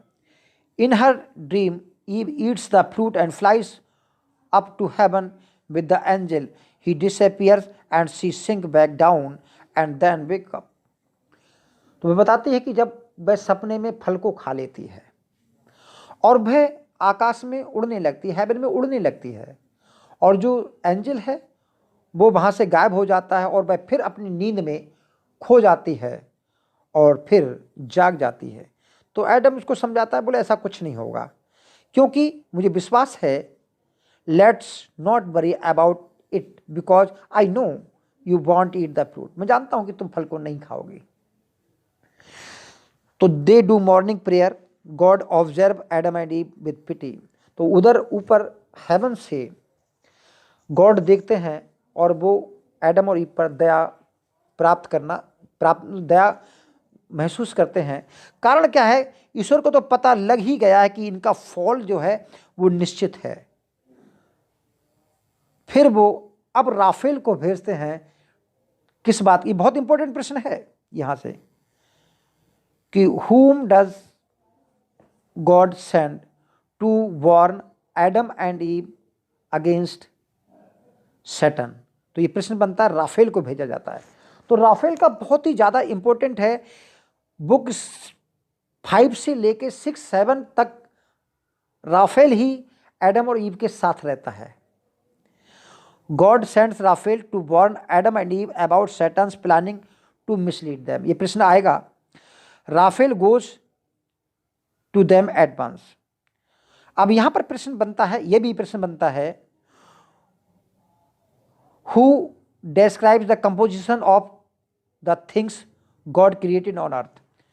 कि ईश्वर ने जो जो चीजें इस अर्थ पर बनाई उनके बारे में कौन डिस्क्राइब करता है एडम और ईव से, तो ये भी राफेल ही है।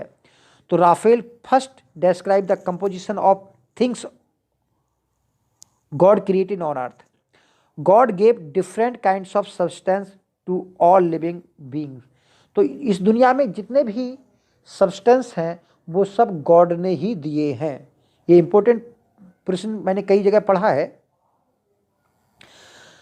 The highest substance of is spirit, और जो सबसे ऊंचा पदार्थ है वो आत्मा है, स्पिरिट है।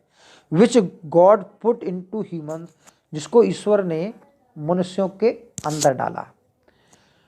Adam desires to know and ask how disobedience first came into heaven। To answer, Raphael relates the story of Satan's fall.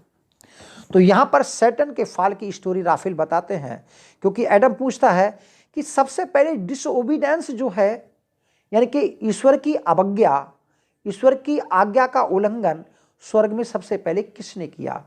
तो आप यहां पर ध्यान रखें कि 2/3 एंजल्स ईश्वर की ओर थे और 1/3 एंजल्स थे वो रिबल हो गए थे। तो 1/3 सैटन की तरफ थे और 2/3 गॉड की आर्मी में थे। दोनों के बीच में वॉर होता है जिसमें सैटन का फॉल होता है, और इन सारी बातों को जो है राफेल बताता है। तो Raphael tells Adam about the war in heaven and Satan's rebellion. तो ये भी ध्यान रखेंगे, और आप ध्यान रखिए बुक 5 से लेके लगभग हम पढ़ लेंगे 7 या 8 या 9 तक जो है राफेल रहता है। उसके बाद माइकेल काम करता है। 2 ही मेन रूप से काम करते हैं, पहले राफेल, और गेट स्वर्ग के गेट से जब बाहर किया जाता है तो वहां माइकेल आता है। 2 का याद कर लेंगे तो लगभग याद हो जाएगा।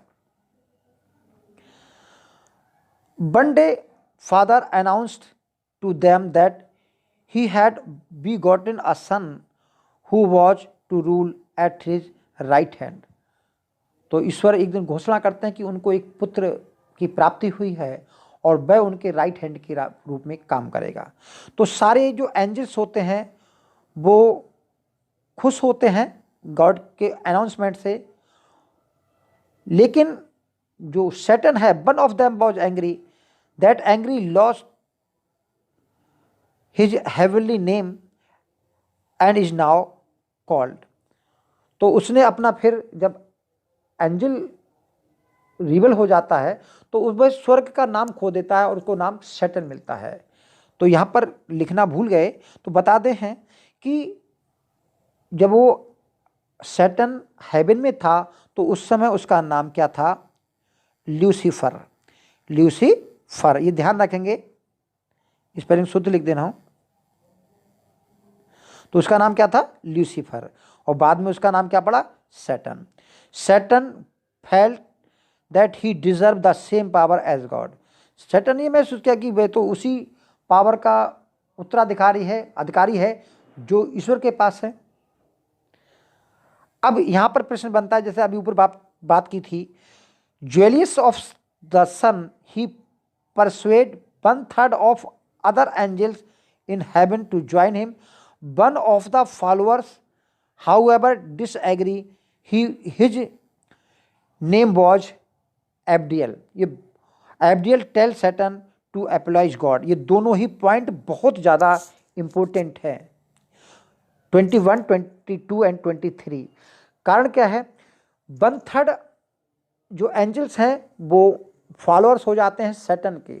फिर भी जो सैटर्न के फॉलोअर में एक एंजल होता है जिसका नाम होता है एब्डियल, तो वो वापस चला जाता है ईश्वर के पास और ईश्वर उसको क्षमा कर देते हैं। एब्डियल सैटर्न से कहता है कि ईश्वर से क्षमा मांग लो, ईश्वर दयावान है, वो माफ कर देंगे। And after arguing with Saturn, Abdiel faithfully return to God side. तो ये प्रश्न बनता है, who is the angel return to God after rebelling. अब यहां पर बुक 6 शुरू होती है। बुक 6 में सीधे हेवन में वॉर दिखाया जाता है और ये जो वॉर है वो 3 डेज कंटिन्यू रहता है। ये भी पॉइंट इंपॉर्टेंट है। Raphael continues his story of the first conflict between Saturn and father God.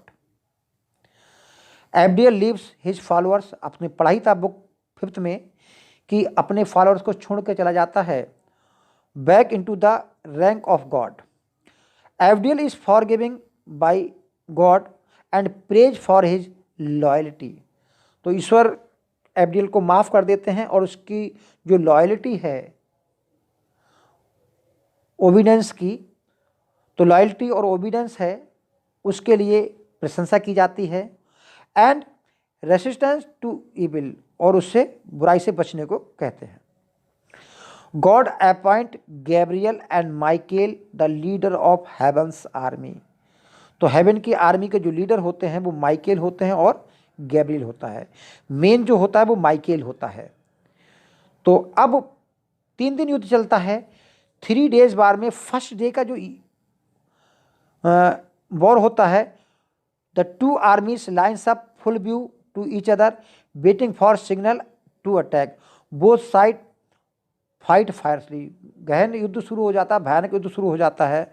और इस युद्ध में प्रश्न ये बनता है कि हु वुंडेड सैटर्न। सैटर्न को कौन घायल करता है, ये प्रश्न बनता है। तो यहाँ पर प्रश्न बनता है माइकेल से। Michael bellows Saturn with an unusually large sword and slices through Saturn's entire right side, and the rebellious angels then retreat with their wounded leader. But because angels have no bodies, they can only be wounded temporarily. तो प्रश्न बनता है, तो जवाब है उसका, Michael जो है एक बहुत बड़ी सी सोर्ड से सैटर्न को बीच से 2 पार्ट में बांट देता है। उसकी पूरा जो दाहिना भाग होता है वो अलग हो जाता है। अब जानते हैं कि सैटर्न हो या उसके जितने भी रिबेलियन एंजल्स हो, वो सब जो है इमोर्टल थे, तो उनको घायल तो किया जा सकता है बट उनको मारा नहीं जा सकता। तो फिर वो अपना शरीर दोबारा प्राप्त कर लेता है और उनको घायल जो है टेम्पररी किया जा सकता है। ये तो यहाँ पर दिन फर्स्ट डे का युद्ध समाप्त हो जाता है। सेकेंड डे क्या होता है? So Saturn is able to regroup for the next day. वे अगले दिन फिर हो जाता है। He plans to use to secret weapon. तो वो एक सीक्रेट वेपन को बनाने की योजना बनाते हैं। वो वेपन क्या है? वो है आपका कैनन। वो तोप बनाते हैं। दे मेड कैनन्स, वे तोप बनाते हैं। ये पॉइंट इंपॉर्टेंट पॉइंट है। The god angels could not face cannons. भाई ये तो तोप से प्रहार करते हैं तो गॉड के एंजल्स होते हैं वो उसको फेस नहीं कर पाते। तो वे माइकल को जाके बताते हैं, तो माइकल उनको क्या करता है, सॉल्यूशन बताता है। तो वो एक बहुत बड़ा सा पहाड़ जो है वो उठा करके बैटलफील्ड में सारे रिबल एंजल्स के ऊपर डाल देते हैं, और वो सारे रिबल एंजल्स और उनकी जितनी भी आर्टिलरी होती है, जितना भी तोप खाना होता है आर्टिलरी, वो जो है उसमें दब जाता है। लेकिन रिबल एंजल्स धीरे धीरे खोद खाद के, भाई अमर होते हैं, इमोर्टल होते हैं, तो वो खोद खाद के निकल आते हैं, फिर युद्ध शुरू करते हैं। तो इस तरह तो गॉड और उनकी आर्मी में बहुत ज़्यादा युद्ध होता रहता है। तो इस प्रकार रात होती है,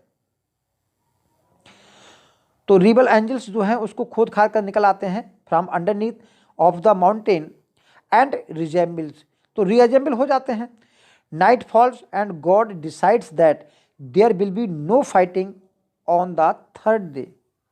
अब वो कहते हैं अब तीसरे दिन अब युद्ध नहीं होगा, उसके बाद तीसरे दिन तो युद्ध चलेगा, उसके बाद कोई युद्ध नहीं चलेगा।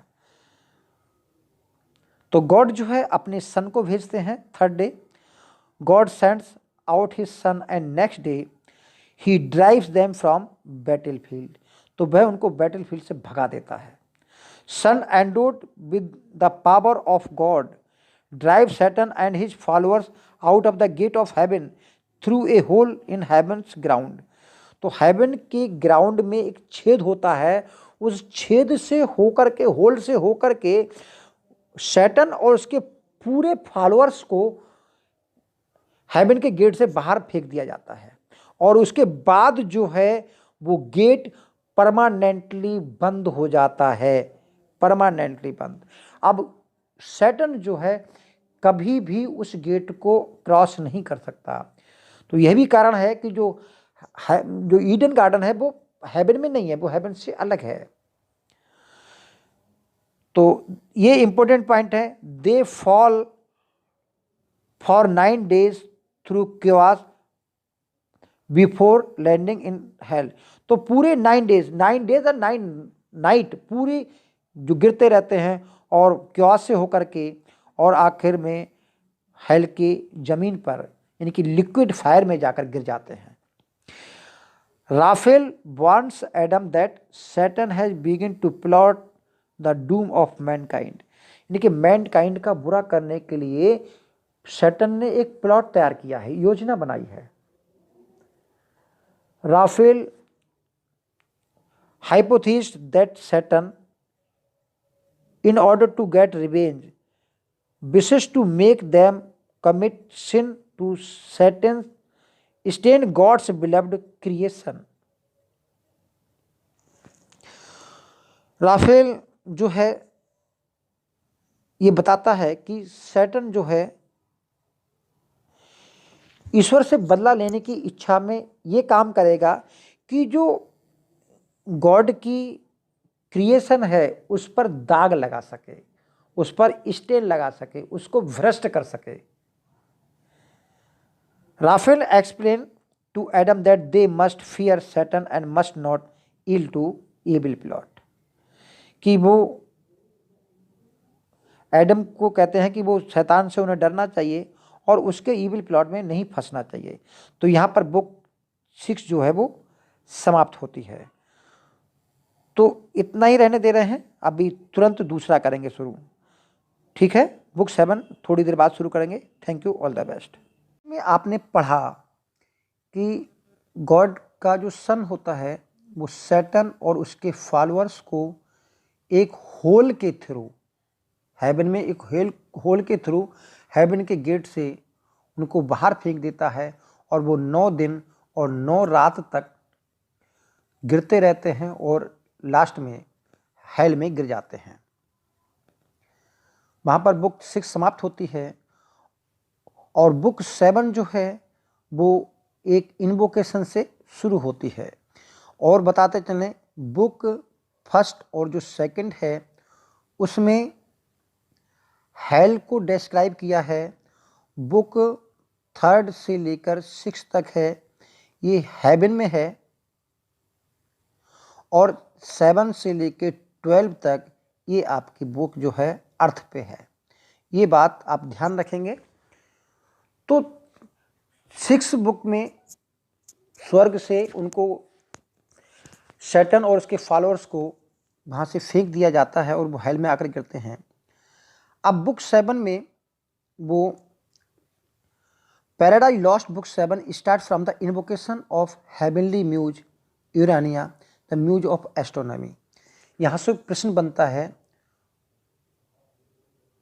हेवनली म्यूज यूरानिया किसकी देवी है? तो आपको जवाब देना पड़ेगा म्यूज ऑफ एस्ट्रोनॉमी। यहाँ पर इन्वोकेशन से वो शुरू करते हैं, descend from heaven Urania by that name if rightly thou are called whose voice divine.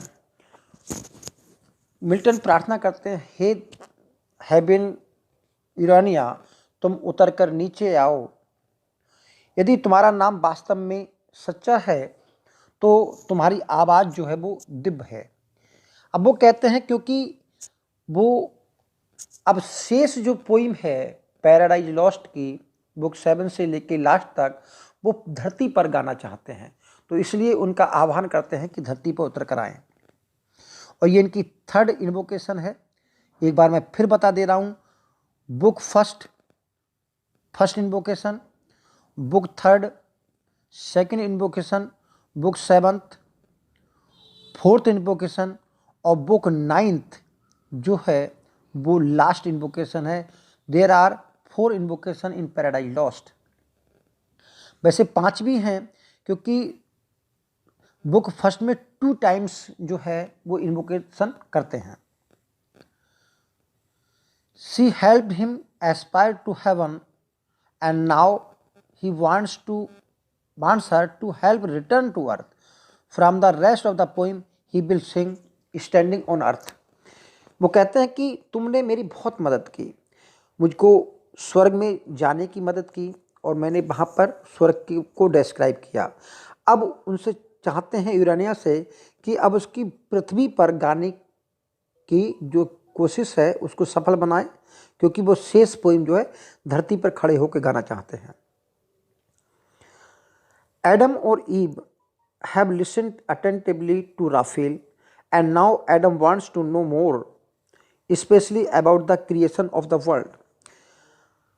Book 5 और 6 जो है वो राफेल के द्वारा डिस्क्राइब किया जाता है हेवन इन वॉर के बारे में। तो वहाँ राफेल बहुत कुछ बताते हैं और एडम और ईव को वार्न करते हैं कि सैटर्न जो है प्लानिंग बना रहा है उनको भ्रष्ट करने की, उन पर दाग लगाने की, तो उससे भी वार रहे हैं। तो एडम फिर और ईव उससे राफेल से अब क्रिएशन ऑफ द वर्ल्ड के बारे में पूछते हैं। एडम आस्क राफेल टू से why and how God created the world, और ये भी पूछते हैं कि एडम और ईव का भी जो क्रिएशन कैसे हुआ।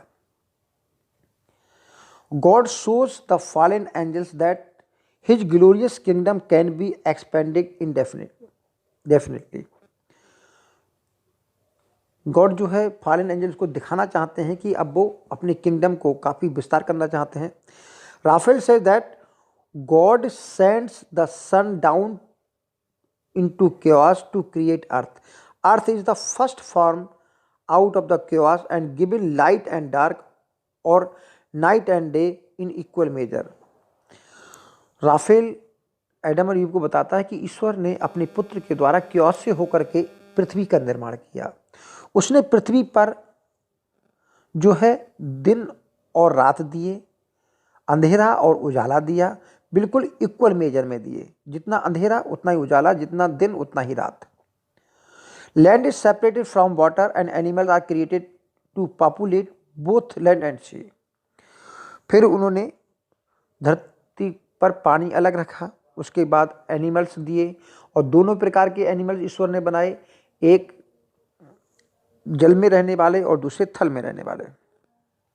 फिर गॉड अपने पुत्र से कहते हैं let us make now man in our image and Adam and Eve are created last. तब ईश्वर अपने पुत्र से कहते हैं चलिए मनुष्य का निर्माण करते हैं, जो ईश्वर की खुद की इमेज होगी। अब हम जानते हैं कि हमारे संत लोग सब कहते हैं कि सब ईश्वर की आत्माएं हैं, हर एक के अंदर ईश्वर की आत्मा बसी हुई है। तो वही बात मिल्टन कह रहे हैं, and Adam and Eve are created last, और सबसे लास्ट में एडम और ईव का क्रिएशन होता है। तो ये पॉइंट भी आपका बन सकता है कि who was created in the last.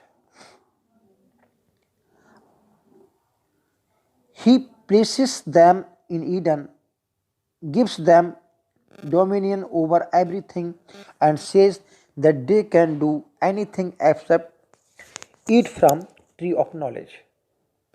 Adam और ईव को हर चीज पर अधिकार दिया जाता है, उनको रहने के लिए ईडन दिया जाता है, और सिवाय सिर्फ एक रूल बनाया जाता है कि जो ट्री ऑफ नॉलेज है उसके फल को ना खाया जाए। अब इंपॉर्टेंट पॉइंट बनता है, द क्रिएशन टेक्स 6 डेज। तो ईश्वर ने इस दुनिया का निर्माण किया, हर चीज का निर्माण किया, इस क्रिएशन में केवल 6 डेज लगे। तो ये इंपॉर्टेंट पॉइंट है। The entire act of creation is done through the son, और जितनी भी रचना हुई वो ईश्वर ने अपने पुत्र के द्वारा कराई, सन के द्वारा कराई। तो ये सारे पॉइंट हैं। The son finishes his with his work, hangs earth beneath heaven by a chain. तो ये बाइबल के द्वारा सिद्ध होता है। बाइबल में लिखा हुआ है कि ईश्वर के पैरों से सोने की जंजीर के द्वारा जो अर्थ जो है वो लटकी हुई है। Raphael finishes and ask Adam if there is anything else he would like to know. तो यहाँ पर बुक 7 समाप्त होती है। अब बुक 8 की बात आती है। After Raphael finishes the story of creation, Adam ask him about the mention of the stars, sun and planet. इन सब के बारे में पूछता है। तो स्टार्स, सन्स और प्लेनेट के बारे में राफेल जो है फिर बताता है। Eve decided to leave them alone to converse because she prefer to hear about the conversation afterward from heaven. Adam, Eve उनके वार्तालाप को, कन्वर्सेशन जो चलता होता है राफेल के और एडम के बीच में, उसको छोड़ कर चली जाती है। वो कहती है कि उसको जो है एडम से सुनना ज़्यादा अच्छा लगेगा। और यहाँ पर बात देखने की, एडम और ईव एक दूसरे से बहुत प्यार करते थे। राफेल उससे कहता है इससे कोई फर्क नहीं पड़ता कि पृथ्वी घूमती है, तारे घूमते हैं या सूरज घूमता है। Something God has concealed. तो कुछ चीज़ें ऐसी हैं जो ईश्वर ने छिपा के रखी हैं। अब आपको बताएं कि गैलीलियो ने जब दूरबीन का निर्माण किया तो उसने बताया कि सन के चारों ओर जो है वो अर्थ घूमती है, अर्थ घूमती है सन के चारों ओर, और जो सन है वो स्थिर अवस्था में है। तो उसको इस बात पर गैलीलियो को मार दिया गया था। तो यही बात मिल्टन कह रहे हैं, क्योंकि मिल्टन तो बहुत पहले की बात है और गैलीलियो बहुत बाद की बात है। तो ये बाइबल में लिखा है कि पृथ्वी चपटी है और दूसरे पृथ्वी नहीं घूमती है, सूरज घूमता है। तो यहीं पर कह रहे हैं, वो भी इसके चक्कर में नहीं पड़ना चाहते। उन्होंने कहा कि समथिंग गॉड हैज़ कंसील्ड, कि ऐसी स्टार के बारे में बहुत सारी चीज़ें ईश्वर ने छिपा के रखी हैं, वो नहीं बताई हैं। एडम संतुष्ट हो जाता है इस बात से, और फिर एडम राफेल को अपने क्रिएशन के बारे में बताता है कि ये बताता है कि वो उसका क्रिएशन कैसे हुआ। ये बात एडम बताता है। Adam says that first woke up and immediately looked up to heaven, and then around him he walked around and discovered that he could speak and name things. उसने देखा कि वह जागा और उसने चारों ओर अपने स्वर्ग में देखा, और उसने पाया अपने चारों ओर देखकर कि वह बोल सकता है और लोग चीज़ों के नाम ले सकता है। तो जो बोलने की क्षमता है, जो एबिलिटी है बोलने की, वो केवल ह्यूमन बीइंग्स में है एंड किसी दूसरी चीज़ में नहीं है। बाकी बोल तो लेते हैं, लेकिन जो आर्टिकुलेट होता है, बोलने का जो ढंग होता है, भाषा होती है, वो केवल मनुष्य बोलता है। A divine being gave him dominion over all the rest of creation and asking him return only that he not eat from the tree of knowledge. तो एक दिव्य चीज के बारे में एडम बताते हैं कि उसको एक डिवाइन बीइंग ने उसको सारी चीजों पर अधिकार दिया और सिवाय और उससे केवल बदले में एक चीज मांगी, और वो था कि ट्री ऑफ नॉलेज के फ्रूट को नहीं खाना है। एडम जो है पूरे पृथ्वी पर घूमता है और हर चीज का सर्वे करता है, और वो पाता है कि हर चीज शेर शेरनी, हिरन हिरनी, यानी कि जो भी चीज है वो पेयर में है। तो ये एडम के मन में भी इच्छा होती है कि उसका भी कोई पेयर हो ताकि वो धरती पर घूम सके। तो Adam himself long for a companion more equal to himself, बिल्कुल उसके बराबर जो हो। तब क्या होता है, ये प्रश्न बनता है, इंपॉर्टेंट है कि ईव का क्रिएशन कैसे होता है। To fulfil Adam's desire God created Eve from a rib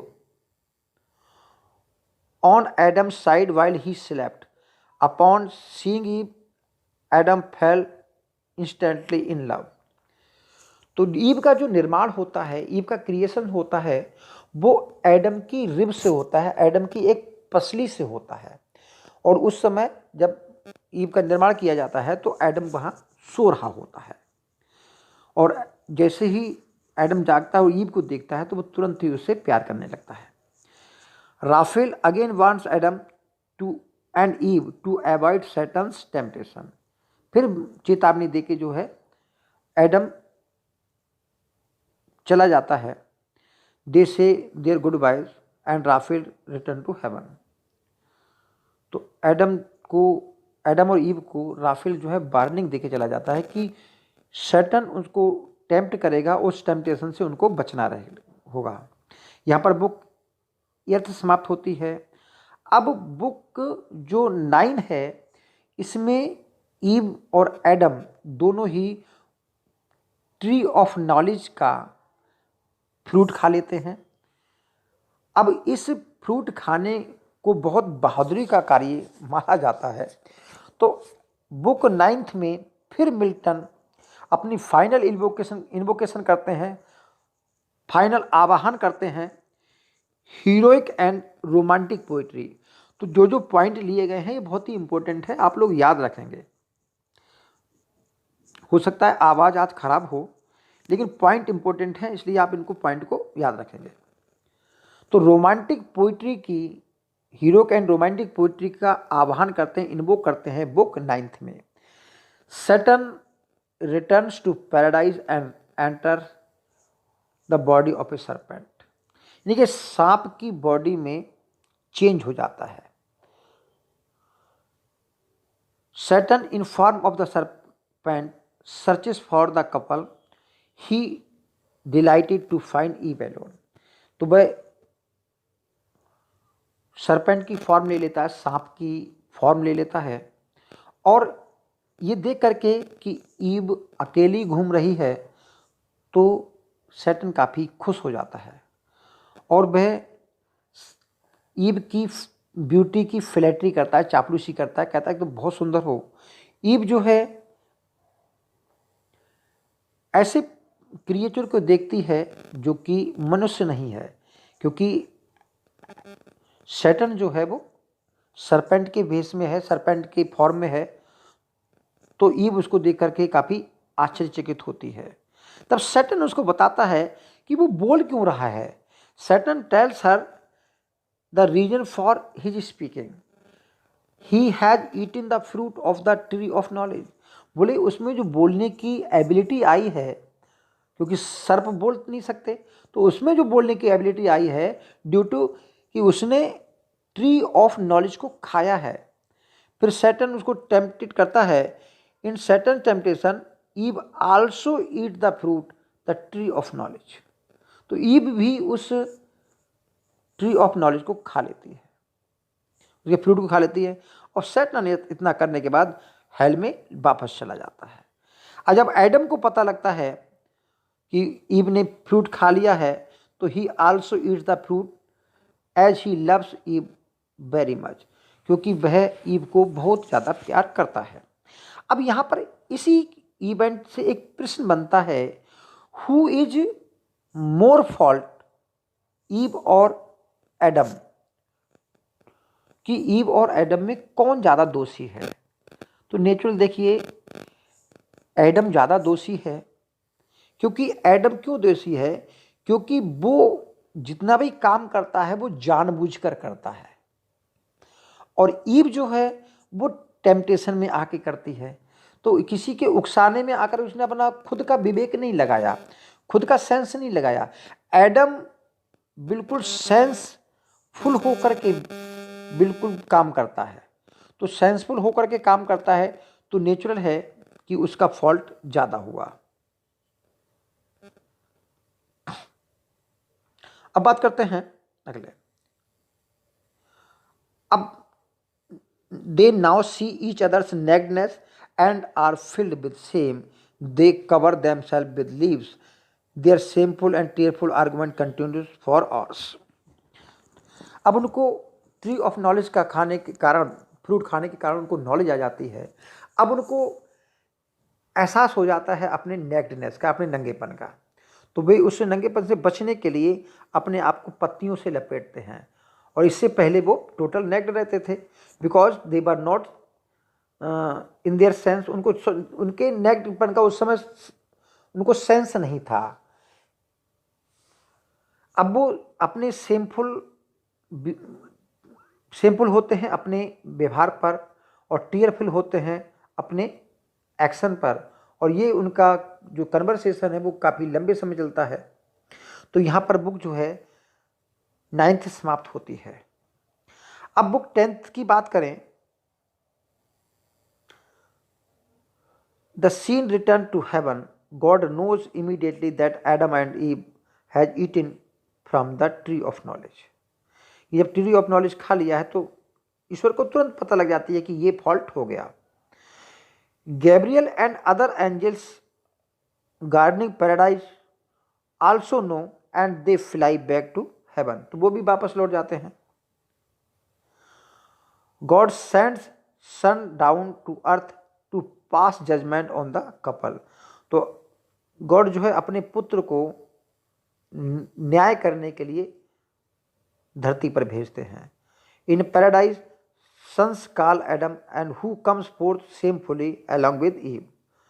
तो जब सन उनको बुलाता है तो एडम और ईव सेमफुली अपना सिर झुकाए करके वहां पर आते हैं।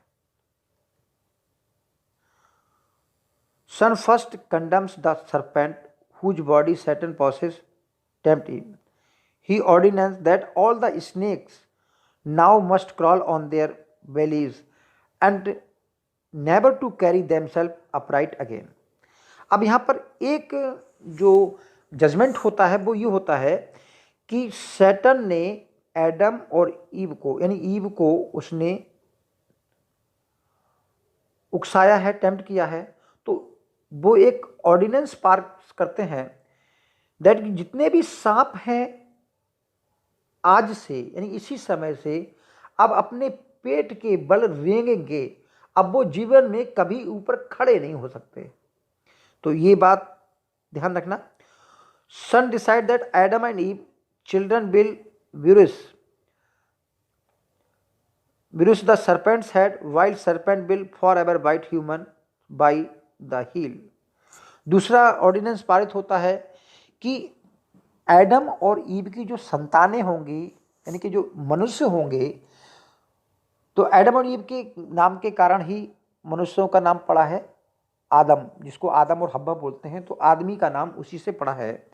तो ऑर्डिनेंस पारित होता है कि एडम और ईव के जो पुत्र होंगे वो जब भी किसी सांप को देखेंगे तो उसके सिर को कुचल देंगे, और दूसरा जो सांप है वो हमेशा उनको एड़ी पर काटेगा।